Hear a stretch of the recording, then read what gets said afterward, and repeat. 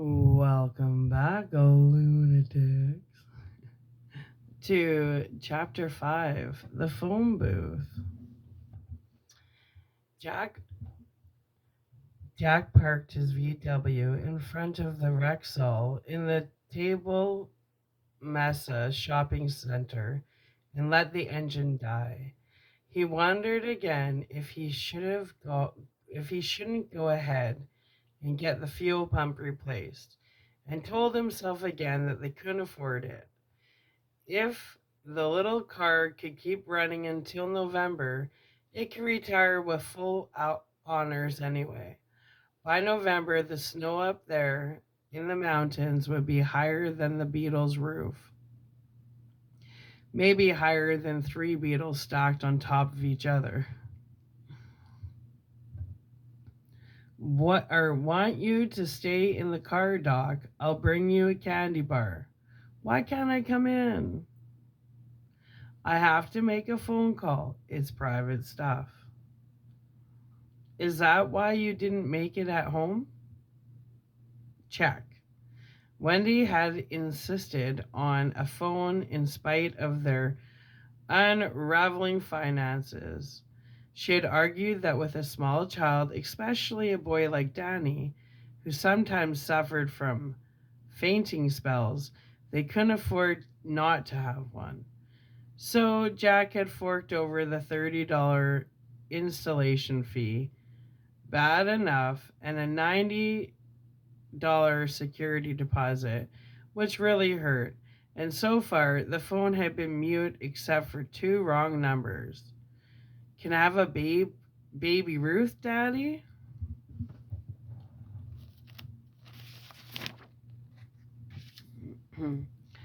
Yes, you sit still and don't play with the gear shift, right? Right. I'll look at the maps. You do that.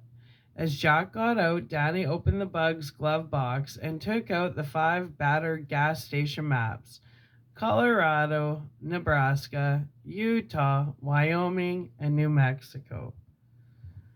He loved road maps, loved to trace where the roads went with his finger. As far as he was concerned, new maps were the best part of moving west. Jack went to the drugstore counter, got Danny's candy bar, a newspaper, and a copy of the October Writer's Digest. He gave the girl a 5 and asked for his change in quarters. With the silver in his hand, he walked over to the telephone booth by the key making machine and slipped inside. From here, he could see Danny in the bug through three sets of glass. The boy's head was bent studiously over his maps. Jack felt a wave of nearly desperate love for the boy. The emotion showed on his face as a stony grimness. He supposed he could have made this obligatory thank you call for Al from home. To Al from home. He certainly wasn't going to say anything Wendy would object to. It was his pride that said so, or said no. These days, he almost always listened to what his pride told him to do, because along with his wife and son, $600 in a checking account, and one weary 1968 Volkswagen, his pride was all that was left. The only thing that was his. Even the checking account was joint. A year ago, he had been teaching English in one of the finest prep schools in New England. There had been friends, although not exactly the same ones he had before going on the wagon. Some laughs, fellow faculty members who admired his deft touch in the classroom and his private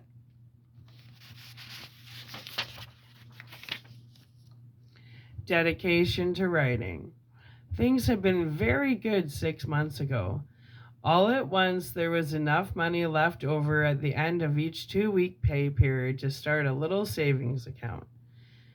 In his drinking days, there had never been a penny left over, even though Al shockingly had stood a great many of the rounds. He and Wendy had begun to talk cautiously about finding a house and making a down payment in a year or so. A farmhouse in the country takes 6 or 8 years to renovate it completely. What the hell? They were young. They had time. Then he had lost his temper. George Hatfield. The smell of hope and turned to the smell of old leather in Cromart's office. The whole thing like some scene from his own play. The old prints of previous Stovington headmasters on the walls. Steel engravings of the school as it had been in 1879 when it was first built, and in 1895 when Vanderbilt money had enabled them to build the field house that still stood at the west end of the soccer field. Squat, immense, dressed in ivy. April ivy had been rustling outside Cromart's slit window, and the drowsy sound of steam heat came from the radiator. It was no set. He remembered thinking it was real. His life. How could he have fucked it up so badly? This is a serious situation, Jack. Terribly serious. The board had asked me to convey its decision to you. The board wanted Jack's resignation, and Jack had given it to them. Under different circumstances, he would have gotten tenure that June. What had followed that interview in Cromart's office had been the darkest, most dreadful night of his life. The wanting, the needing to get drunk had never been so bad.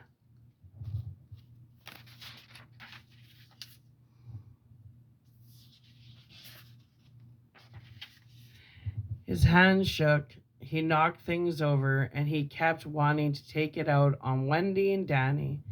His temper was like a vicious animal on a frayed leash.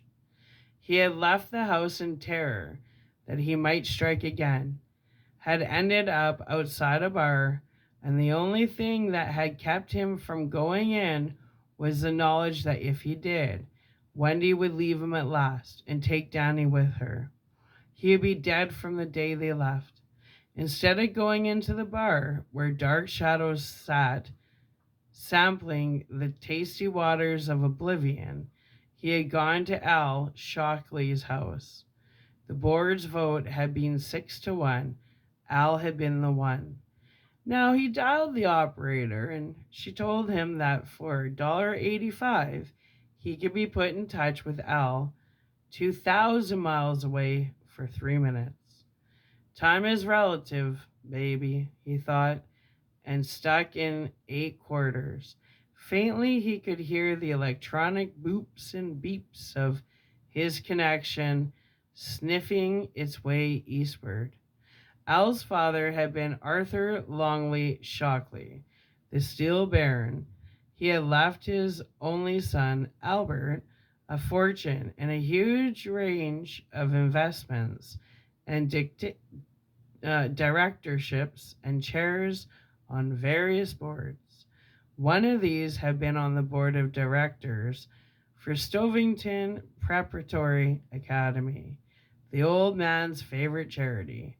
Both Arthur and Albert Shockley were alumni, and Al lived in Bear, close enough to take a personal interest in the school's affairs.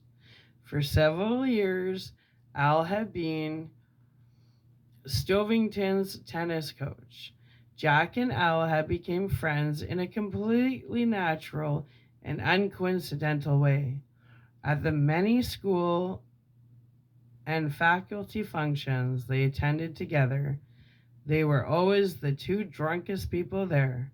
Shockley was separated from his wife, and Jack's own marriage was skidding slowly down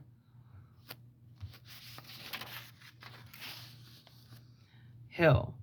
Although he still loved Wendy and had promised sincerely and frequently to reform for her sake and for baby Danny's.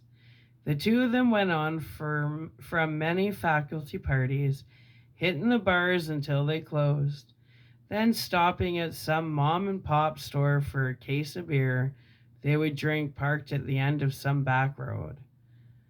There were mornings when Jack would stumble into their leased house with dawn seeping into the sky and find Wendy and the baby asleep on the couch. Danny always on the inside, a tiny fist curled under the shelf of Wendy's jaw.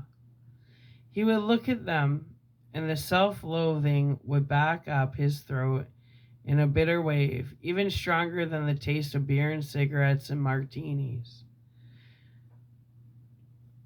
Martians, as Al called them. Those were the times that his mind would turn thoughtfully and sanely to the gun or the rope or the razor blade. If the bender had occurred on a weeknight, he would sleep for 3 hours, get up, dress, chew for exogens, and go off to teach his 9 o'clock American poets still drunk. Good morning, kids. Today, the red-eyed wonder is going to tell you about how Longfellow lost his wife in the big fire. He hadn't believed he was an alcoholic. Jack thought, as Al's telephone began ringing in his ear. The classes he had missed or taught unshaven, still reeking of last night's Martians. Not me. I can't stop any time. The nights he and Wendy had passed in separate beds. Listen, I'm fine. Mashed fenders, sure, I'm okay to drive. The tears she always shed in the bathroom. Cautious looks from his colleagues at any party where alcohol was served, even wine. The slowly dawning realization that he was being talked about, the knowledge that he was producing nothing at his Underwood but balls of mostly blank paper that ended up in the wastebasket. He had been something of a catch for Stovington, a slowly blooming American writer, perhaps, and certainly a man well qualified to teach that great mystery, creative writing. He had published 24 short stories. He was working on a play and thought there might be a novel incubating in some mental back room, but now he was not producing and his teaching had become erratic. It had finally ended one night less than a month after Jack had broken his son's arm. Then it seemed to him had ended his marriage. All that remained was for Wendy to gather her will. If her mother hadn't been such a grade A bitch, he knew Wendy would have taken a bus back to New Hampshire as soon as Danny had been okay to travel. It was over. It had been a little past midnight. Jack and Al were coming in to bear on US 31. Al behind the wheel of his Jag, shifting frantically on the curves, sometimes crossing the yellow line. They were both very drunk. The Martians had landed that night in force. They came around the last curve before the bridge at 70, and there was a kid's bike in the road, and then the sharp, hurt squealing as rubber shredded the Jag's tires, and Jack remembered seeing Al's face looming over the steering wheel like a round white moon. Then the jingling, crashing sound as they hit the bike at 40, and it had flown up like a bent and twisted bird, the handlebars striking the windshield, and then it was in the air again, leaving the start safety glass in front of Jack's bulging eyes. A moment later, he heard the final dreadful smash as it landed on the road behind them. Something thumped under them as the tires passed over it. The Jag drifted around broadside, Al still jockeying the wheel, and from far away Jack heard himself saying, "Jesus, Al, we ran him down." I felt it. That sucks. That's terrible.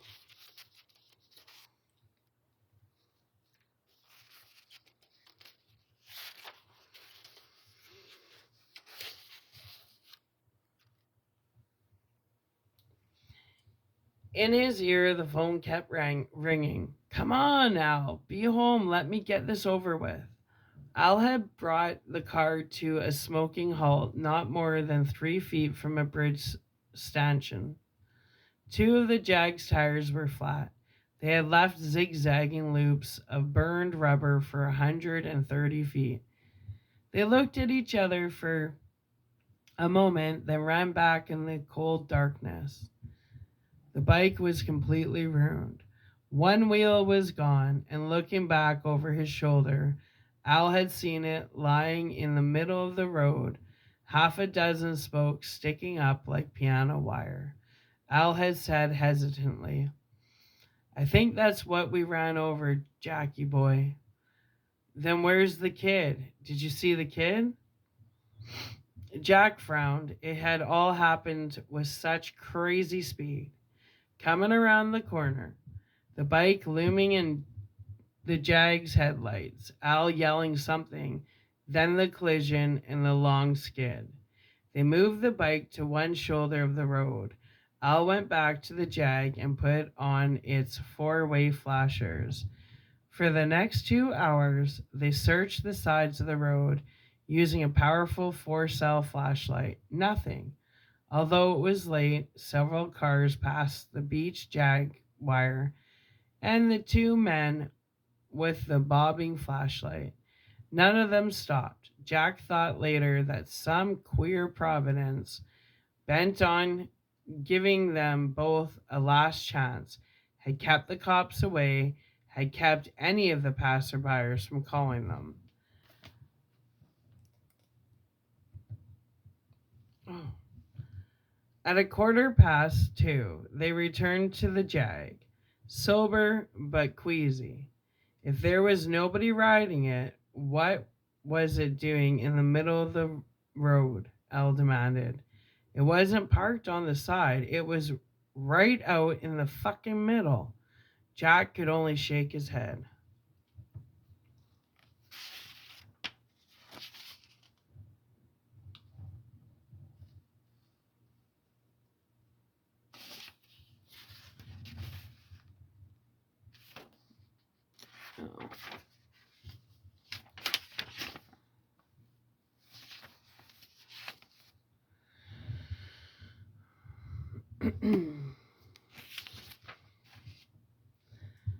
"Your party does not answer," the operator said. "Would you like me to keep on trying?"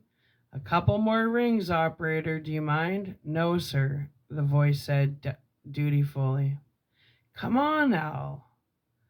Al had hiked across the bridge to the nearest payphone, called a bachelor friend, and told him it would be worth $50 if the friend would get the Jag's snow tires out of the garage and bring them down the Highway 31 bridge outside of Bear. The friend showed up 20 minutes later wearing a pair of jeans and his pajama top. He surveyed the scene. "Kill anybody?" he asked. Al was already jacking up the back of the car and Jack was loosening lug nuts. Providently, no one. Al said, "I think I'll just head on back anyway. Pay me in the morning." "Fine," Al said without looking up. The two of them have gotten the tires on without incident, and together they drove back to Al Shockley's house. Al put the Jag in the garage and killed the motor. In the dark quiet, he said, "I'm off drinking, Jackie boy. It's all over. I've slain my last Martian. And now sweating in this phone booth. It occurred to Jack that he had never doubted Al's ability to carry through. He had driven back to his own house in the VW with the radio turned up, and some disco group chanted over and over again, tells a maniac in the house before dawn. Do it anyway. You want to do it. Do it any way you want. No matter how loud he heard the squealing tires, the crash. When he blinked his eyes shut, he saw that single crushed wheel with its broken spokes pointing to the sky.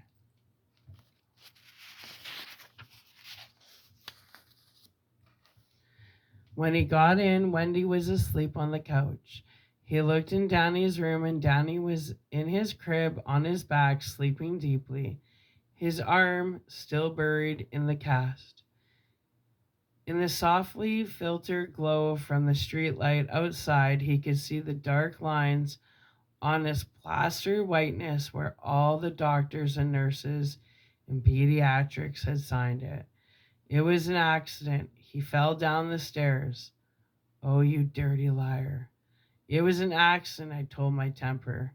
You fucking drunken waste. God wiped snot out of his nose, and that was you. Listen, hey, come on, please. Just an accident.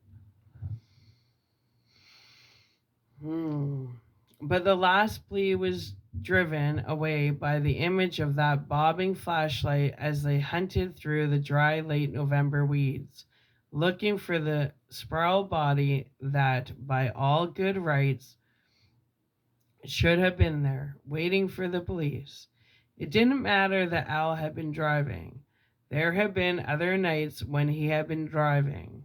He pulled the covers up over Danny, went into their bedroom, and took the Spanish Llama 38 down from the top shelf of the closet. It was in a shoebox. He sat on the bed with it for nearly an hour, looking at it, fascinated by its deadly shine. It was dawn when he put it back in the box and put the box back in the closet. That morning, he had called Bruckner, the department head, and told him to please post his classes. He had the flu. Buckner agreed, with less good grace than was common. Jack Torrance had been extremely susceptible to the flu in the last year. Wendy made him scrambled eggs and coffee. They ate in silence. The only sound came from the backyard, where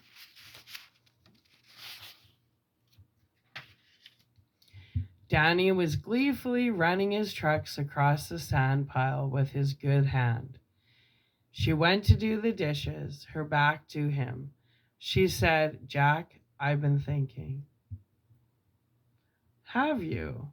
He lit a cigarette with trembling hands. No hangover this morning, oddly enough. Only the shakes. He blinked. In the instant's darkness, the bike flew up against the windshield, starring the glass. The tires shrieked, the flashlight bobbed. I want to talk to you about what's best for me and Danny. For you too, maybe. I don't know. We should have talked about it before, I guess. Would you do something for me, he asked, looking at the wavering tip of his cigarette. Would you do me a favor? What? Her voice was dull and neutral. He looked at her back. Let's talk about it in a week from today, if you still want to. Now she turned to him, her hands lacy with suds, her pretty face pale and disillusioned. Jack, promises don't work with you. You just go right on with. She stopped, looking in his eyes, fascinated, suddenly uncertain. In a week, he said. His voice had lost all of its strength and dropped to a whisper. Please. I'm not promising anything. If you still want to talk, then we'll talk about anything you want.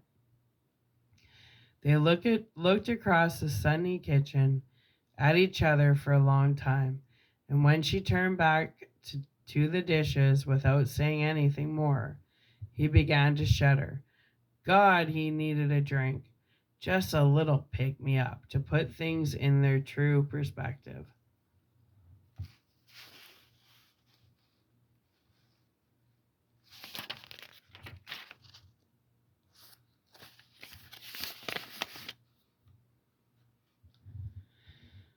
Danny said he dreamed you had a car accident, she said abruptly. He has funny dreams sometimes. He said it this morning when I got him dressed. Did you, Jack? Did you have an accident? No.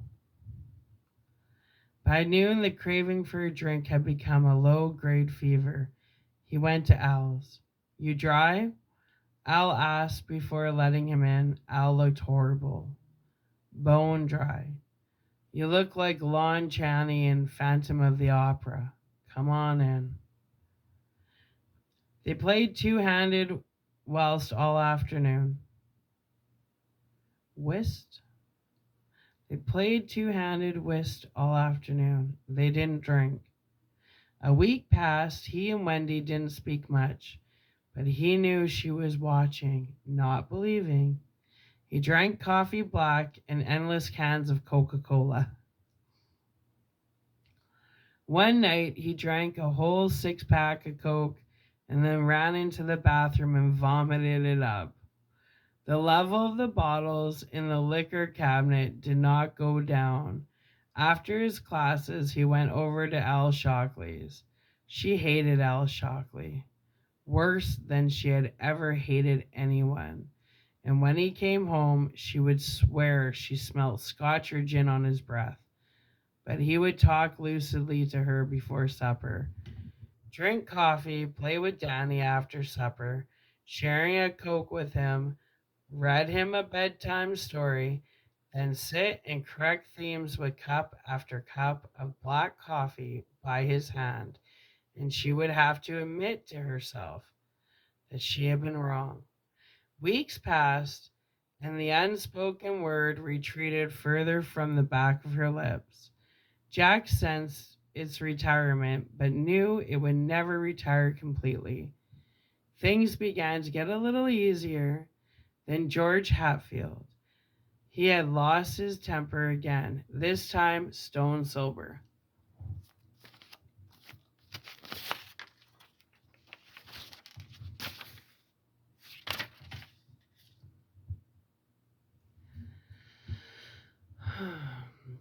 Sir, your party still doesn't.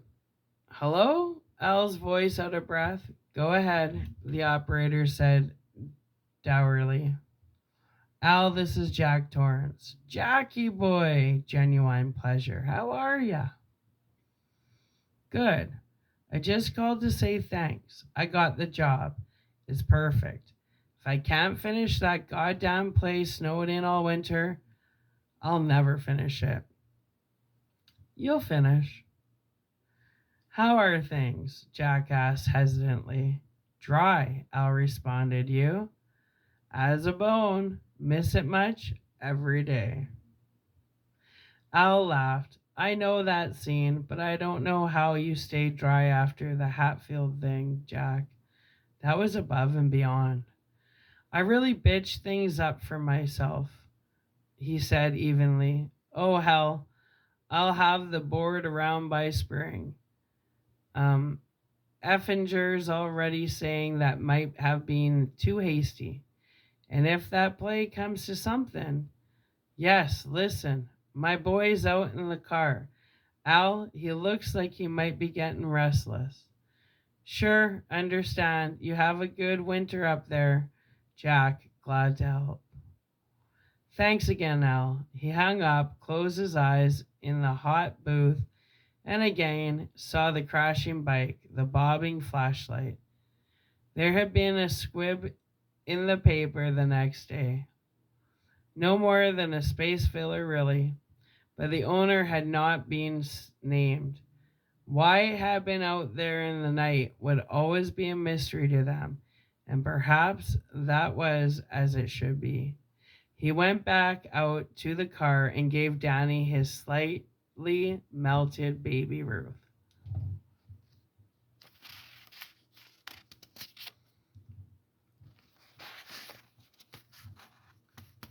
Oh, come on.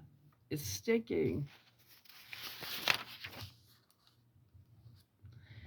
Daddy? What, Doc?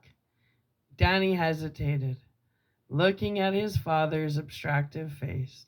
When I was waiting for you to come back from the hotel, I had a bad dream. Do you remember when I fell asleep? Uh huh. But it was no good. Daddy's mind was someplace else, not with him, thinking about the bad thing again. I dreamed that you hurt me, Daddy. What was the dream, Doc? Nothing, Danny said as they pulled out into the parking lot. He put the maps back into the glove compartment. You sure? Yes. Jack gave his son a faint, troubled glance, and then his mind turned to his play. All right, so we're going to upload this, and way later on, we're going to get into chapter 6. I'm going to take a nice long break. And then we're going to get into chapter 6 of The Shining. And chapter 6 is called Night Thoughts. All right, sweet dreams, all you little lunatics. And I mean that with love. Anyway, underdogs, misfits, lunatics, and little ones sneaking onto my channel. Stay tuned for chapter 6 of The Shining, Night Thoughts. Ooh. Bye.